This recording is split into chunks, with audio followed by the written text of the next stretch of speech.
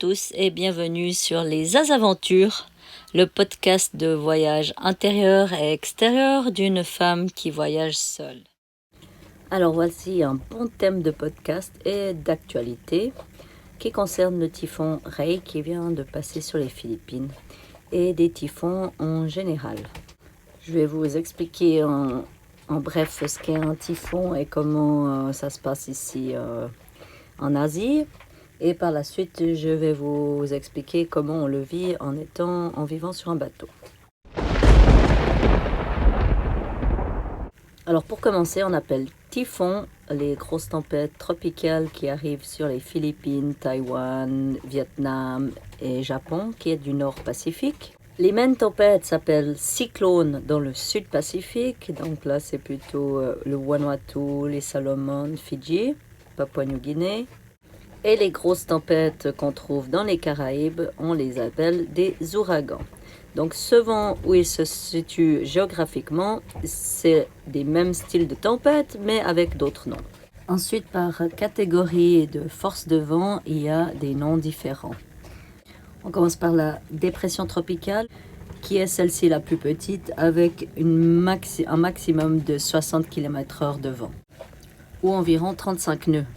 C'est aussi la catégorie 1 sur l'échelle des typhons. Que si on prend par rapport au transport, on peut dire que c'est la vitesse du vélo pour les bons sportifs. Ensuite, on passe à la tempête tropicale, catégorie 2 sur l'échelle des typhons, qui va jusqu'à 120 km/h ou 63 nœuds de vent, l'équivalent d'une moto. Ensuite, catégorie 3, une sévère tempête tropicale, qui a du vent qui va jusqu'à 170 km/h ou 100 nœuds, l'équivalent d'une voiture rapide. Et là, on arrive aux catégories 4, qui est le typhon, qui va jusqu'à 220 km/h, environ 120 nœuds, et l'équivalent d'un train normal. Pour finir, catégorie 5, le super typhon, qui va de 220 km/h et l'au-delà. Et là, ça correspond à un super train rapide. Voilà pour vous donner un ordre d'idée des différentes tempêtes. Et maintenant, parlons des Philippines et des typhons. Alors, les Philippines sont connues pour leurs typhons. La saison habituelle, normalement, est de juillet à octobre. Mais comme la météo dans le monde entier est un peu perturbée, en effet, cette saison n'existe plus. Et sur les 3 ans que j'ai passé aux Philippines, j'en ai vu des tempêtes venir en juin et en février. Donc on peut considérer que la saison maintenant s'étend de juin à février. Comme j'en ai parlé avant, bien sûr qu'il y a différentes catégories et différentes puissances des tempêtes.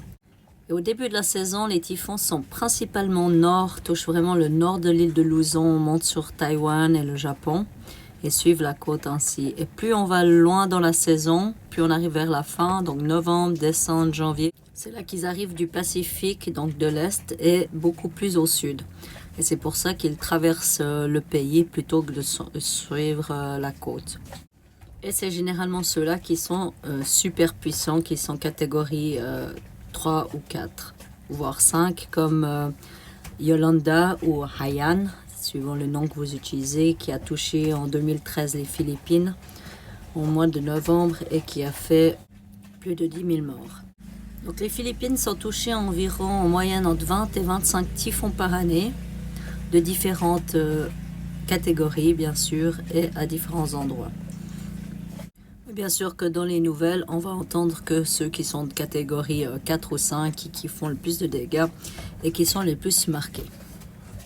Et pour revenir aux habitants des Philippines qui ont pour la plupart des maisons en huttes de bois, bambou et feuilles de palmier, vous pensez bien que des vents pareils vont vite détruire les maisons. Voilà pour le général des typhons philippines. Et maintenant, passons à la vie de bateau.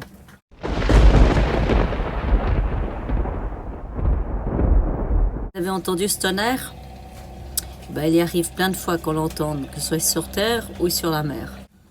Et j'en ai vécu des tempêtes. Je les compte même plus. Une fois, on était en navigation à Palawan. C'était au tout début de mon arrivée aux Philippines, où je naviguais avec un ami suisse-allemand. Et là, on était vraiment dans la tempête. Il y avait des éclairs tout autour de nous. Au point où on était assis chacun de son côté dans le cockpit, que mon ami a eu le temps de dire « Waouh, juste derrière toi !» Et puis bien sûr que j'ai pas pu le voir et au même moment, moi j'ai pu lui dire la même chose « Waouh, juste derrière toi !» Avec la pluie qu'il y avait une visibilité qu'on voyait à 50 mètres autour de nous. C'était impressionnant. Et oui, comme on dit chez nous, ça fout les boules. Pour vous informer, un bateau en plastique comme Manta, eh bien, si on prend la foudre dessus, eh bien, toute l'électronique part en fumée, comme on dit. Donc, on n'a plus de système de navigation ou quoi que ce soit. Je touche du bois, j'ai encore jamais eu cette malchance et j'espère ne jamais l'avoir eu. Il existe des systèmes pour se protéger, mais la question est encore de savoir s'ils sont vraiment efficaces. Je profite de cette petite pause tempête pour vous partager 2 nuits que j'ai vécues sur Manta à l'ancre, que je me rappellerai toute ma vie. Chaque fois qu'il y a une tempête qui s'approche et qu'on voit des éclairs, moi je me mets à compter pour savoir à quelle distance ils sont. Donc ça c'est inconscient, c'est automatique chez moi. Mais il m'est arrivé 2 nuits où j'ai même pas eu le temps de dire 1 et que le tonnerre était déjà là.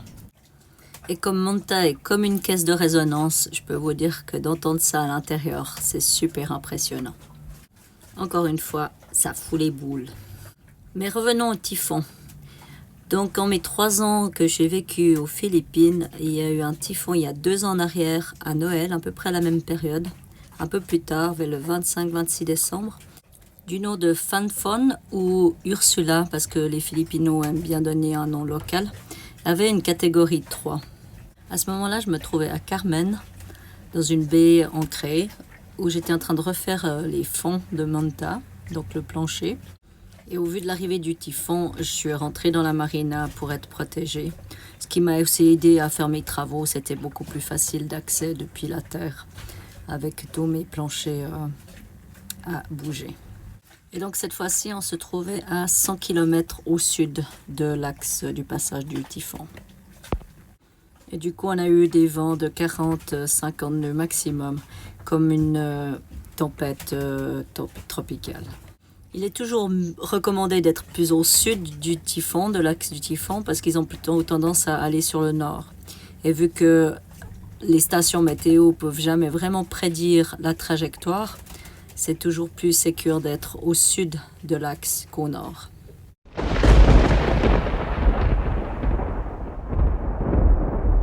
Cette année, je me trouvais à Boracay et je savais que c'était un endroit qui avait beaucoup de risques de se prendre un typhon en décembre. Parce que généralement, ceux qui passent au sud passent par là. Du reste, Phanfon, il a passé pile sur Boracay il y a 2 ans. Alors quand on navigue d'une place à l'autre comme ça aux Philippines, la première chose qu'on regarde, c'est se trouver une baie sécuritaire dans l'entourage où on est. Heureusement, les Philippines sont remplies d'îles et de baies. C'est vraiment des îles à toutes les formes qu'on veut et ils ont des baies très profondes.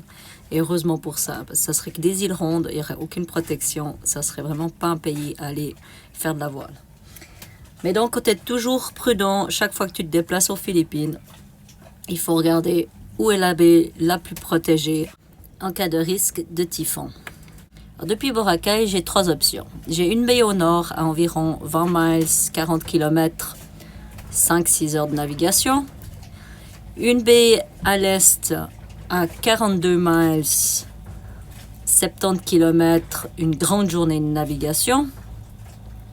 Ou la dernière option, c'est de partir sur le sud. Par contre, là, c'est grande distance. Il faut faire plus de 150 km, 200 km pour trouver une baie protégée.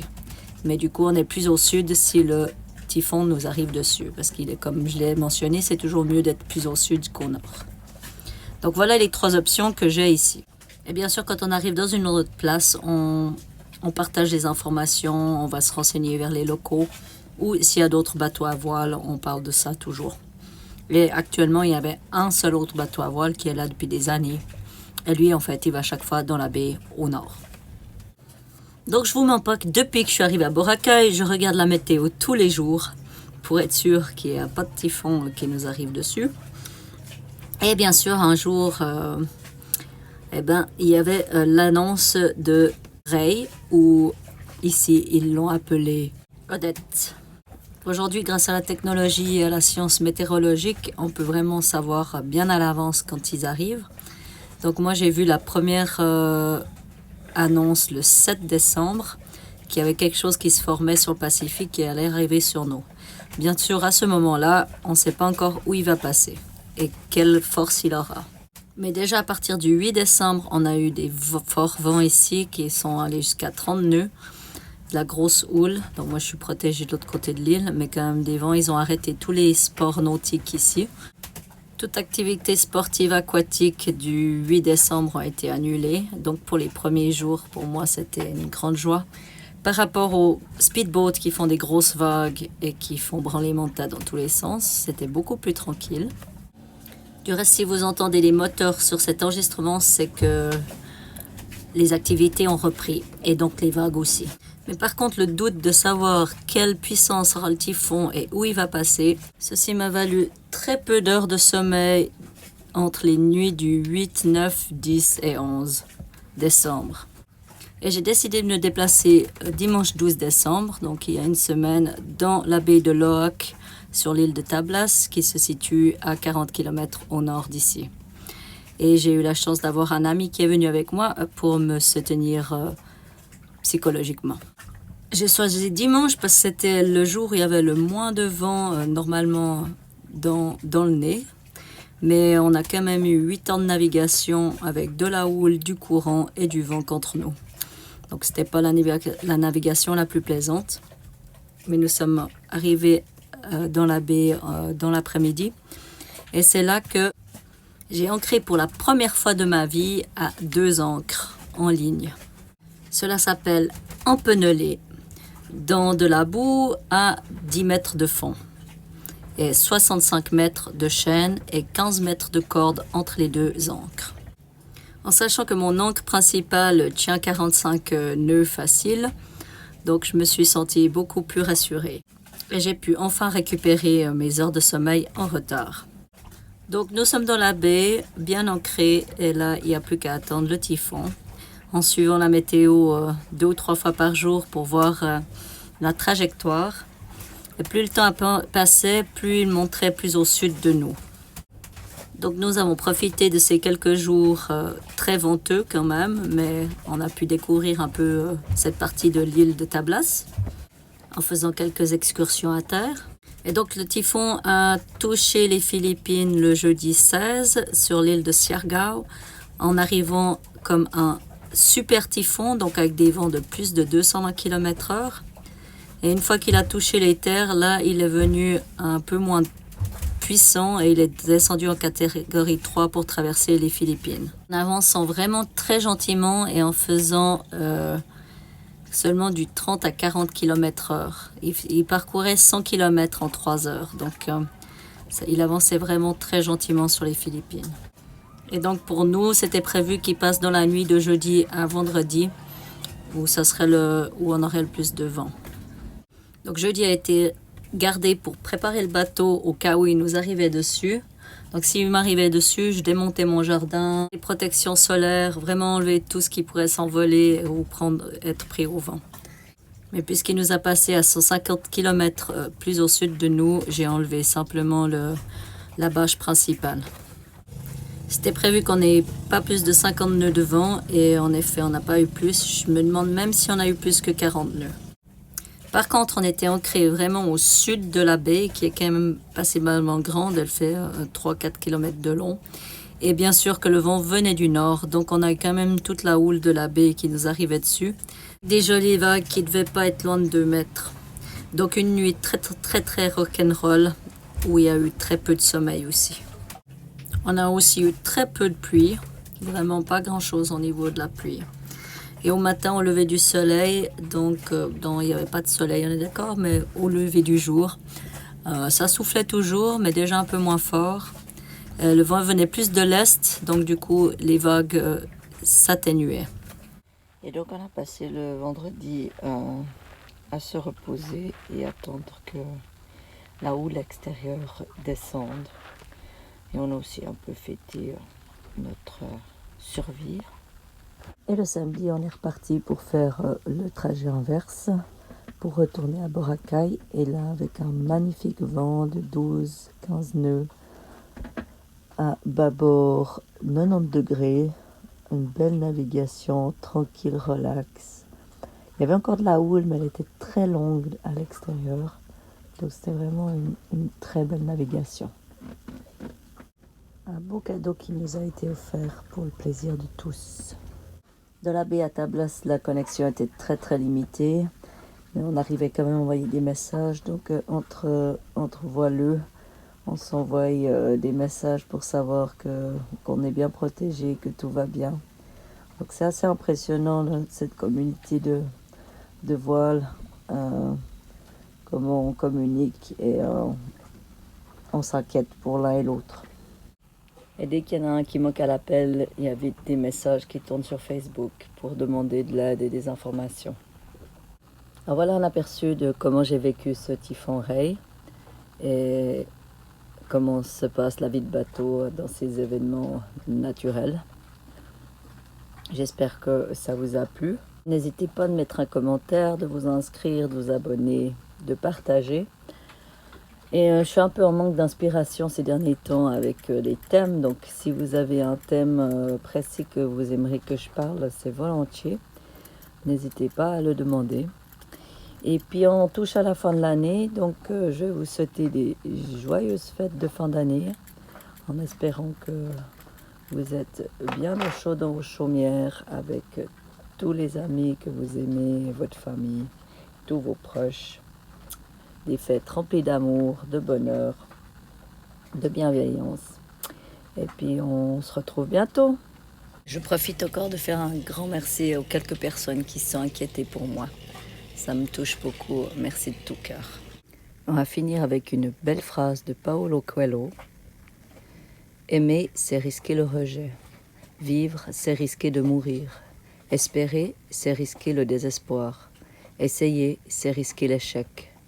Risquer est une nécessité. Seul celui qui ose risquer est vraiment libre. À bientôt!